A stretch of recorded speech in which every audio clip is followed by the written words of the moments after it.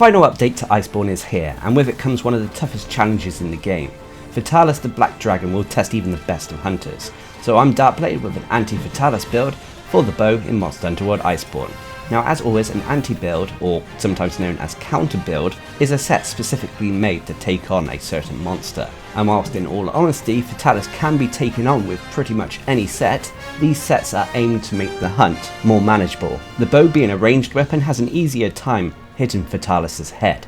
Thus it's able to break its horns and survive the later phases a little bit more easily. But unfortunately you have to deal with some bad hit zones, and you have to constantly keep an eye on your stamina so you can not only deal damage to the monster but also avoid its attacks. So for the Anti-Fatalis bow build, you'll need the Sapphire Crested Crown Beta, the Escadora Soul Beta, Sapphire Crested Vambraces Beta, the Sapphire Crested Belt Beta, and the Escadora Sheaths Beta. I'm also using a Wormsbane Charm 5, and for my weapon I'm using the Alatreon Commandment. This has a health regen augmentation and then an elemental up augmentation.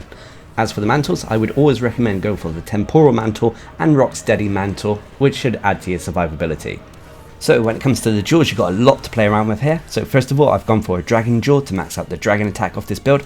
I've then gone for a Defense Jaw to get the defense boost to at least level 4. We'll explain why later. I've gone for Tenderizer Jaws for Weakness Exploit, Destroyer Jaws for Part Breaker, Protection Jaws for Divine Blessing, Physique Jaws for the Constitution skill, Evasion Jaws to max out Evade Window, a Mighty Bow Jaw for the Bow Charge Plus skill, a Fortitude Jaw for the Fortify skill, a Spread Jaw for the Power Shot skill, and finally a Shaver Jaw for the Clutch Claw Boost skill. As for the jaws and the mantles, you need to go for Heavy Artillery Jaws for the Heavy Artillery skill. So if you've done what I've done here, you should have a build with 150 health, 100 stamina, which will be 200 health and 150 stamina when you're on a hunt and taking all your relevant consumables. You have a raw attack of 354 with 20% base affinity. This can be at least 70% when you take into account weakness exploit. You have a dragon elemental rating of 1000. Please take note that the dragon element rating as well as the base affinity are with the true Dragon Vein Awakening buff in effect here. You have a low Elder Seal rating. You have all the coatings except for poison coating, and when it comes to your defense, you have a strong defense of 1116 that is strong against every element, especially fire and ice. So when it comes to the skills, first of all you have Dragon Attack at level 6. This will increase the dragon rating and damage of this build. Dragon is the best element to use against Fatalis as it's freestyle weak to it. Anyway, you'll have Evade Window level 5. Evade Window greatly increases the invulnerability frames when we perform evade maneuvers, and as some of the bow's combos naturally involve evading, it means it benefits from this greatly. Anyway, you have Defense Boost level 4. Defense Boost is a skill that increases your defense rating and elemental defenses, at least at level 4 or above, which is one of the reasons why we've gone for it. Normally I wouldn't recommend Defense Boost, but as we are using the Escadora set, at least a 2 set bonus, it means that Defense Boost at level 4 will also increase our elemental damage rating, hence the reason I've gone for it. Anyway, you have Health Boost at level 3, allowing our health to get to that maximum of 200. You have Weakness Exploit at level 3. Weakness Exploit is a skill that increases our affinity by a set percentage when we're attacking monster weak points. And should these weak points be tenderized through Clutch Claw attacks first, this increase to our affinity is even greater. Weakness Exploit at level 3 can potentially provide us up to 50% extra affinity.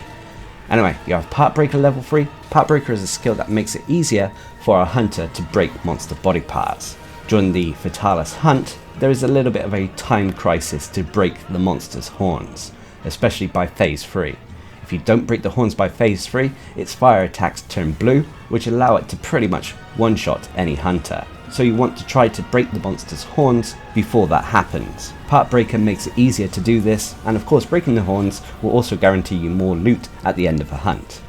Anyway, you have Constitution level 3. Constitution is a skill that reduces the stamina cost of moves that use up stamina, and as the bow is all about stamina, this skill is strongly recommended. However, you only really need to go to level 3 Constitution, because you can top this off with Dash Juice, which makes it seem as if it's Constitution level 5. Anyway, you have Divine Blessing level 3. Divine Blessing is a defensive and quality of life skill. Basically, when we get hit by a monster, it gives us a chance at taking reduced damage from that monster's attack, so it adds to our survival slightly. Anyway, you have Blight Resistance level 1. This is a byproduct of the armor we're wearing, but it's still useful. It basically reduces the amount of time that elemental blights remain active on our hunter. You have Power Shots level 1, which increases the raw attack damage of our attacks performed with circle or B. You have Crit Boost level 1. It would have been nice to get this higher, but we don't have 100% affinity with this build, so I only went with Crit Boost level 1 as it's included on the armor we're wearing. Nonetheless, it still increases our damage when our attacks crit a monster. However, it only increases the raw attack portion of an attack. It does nothing for the elemental portion. Anyway, you have Fortify level 1. Fortify is a useful skill for the Fatalis hunt, as there is a high chance of fainting during this encounter. Basically, every time you faint, up to a maximum of 2 times, you'll come back with increased attack and defense. Next up, you'll have Resentment level 1, another byproduct of the armor we're wearing. Basically, whenever we have a red portion of health on our health bar, it will give us increased raw attack. And as we should constantly have a portion of red health on our health bar, thanks to the Dragon Vein Awakening set bonus, this buff should be active for the majority of a hunt. Next up is Bow Charge Plus level 1. This basically gives the bow an additional charge when it comes to either holding your charge shots or performing rapid shot combos, ultimately leading to more damage. You'll also have the Clutch Claw Boost level 1, which allows our Clutch Claw attacks to tenderize in one hit, very useful for the bow. And finally, when you're wearing your mantles, you'll have Heavy Artillery, which increases the damage of artillery found around Shrade Castle. So whenever an artillery piece is available, whether it's the cannons, Roman ballista, whatever, make sure you have a mantle ready to put on before you actually use it so you get that increased damage. And then finally for the set bonuses, you have 2 of them. First is the Safi Jiva Seal Dragon Vein Awakening, which is a buff that kicks in whenever you have your weapon drawn, giving you increased base affinity as well as giving you increased elemental or ailment ratings. However, there is a cost to this buff.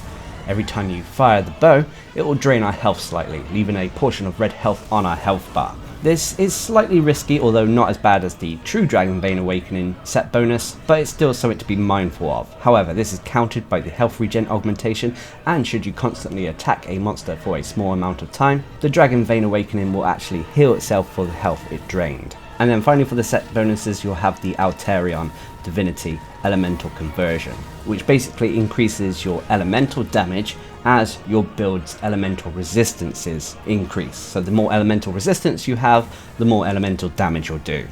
So there we have it, that is the Anti-Fatalis bow build I recommend. Obviously it is a little bit of a balanced build, as there are many aspects to consider when taking on Fatalis, but every build out there has pros and cons. The biggest pros for this build is its strong elemental damage output. Having 1000 dragon rating for the bow is a rare sight to behold, and as the bow can really capitalize on elemental damage, it makes it very effective against Fatalis. On top of that, this build is quite defensive as well.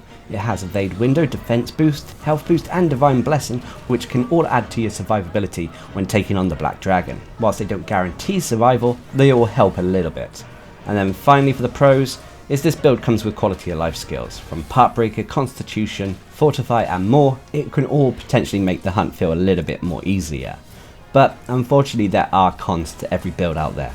The 2 major cons for this build is, unfortunately, thanks to Dragon Vein Awakening, there is a slight health drain on this build, which can potentially leave you at risk. And then the final con for this build is, unfortunately, we weren't able to get to 100% affinity, which means that the damage output isn't as high as it possibly could be with this build. Now this can be alleviated slightly if you wanted to drop some defense or some quality of life skills. You can max out crit boost as well as get your affinity to 100% if you so wish. However, I found that this build works best and is most comfortable for taking on Fatalis, utilising both those defensive and quality of life skills. But as with everything in Monster Hunter, the choice is up to you. Regardless, I find this build comfy to use against Fatalis with the bow, and is more than capable of taking it down. So there we have it, that is the Anti-Fatalis build I use for the bow in Monster Hunter World Iceborne. Now of course the builds featured in this series feature sets that are made up of non-Fatalis armour. Once you farm the monster more and more, you'll get Fatalis weaponry and gear, which is kind of made to counter the monster and is some of the best in the game. But until then, these builds will work just fine. So until next time, I've been Darcblade, bringing you an Anti-Fatalis build for the bow in Monster Hunter World Iceborne. Hope you enjoyed the video, thanks for watching, subscribe and like for more.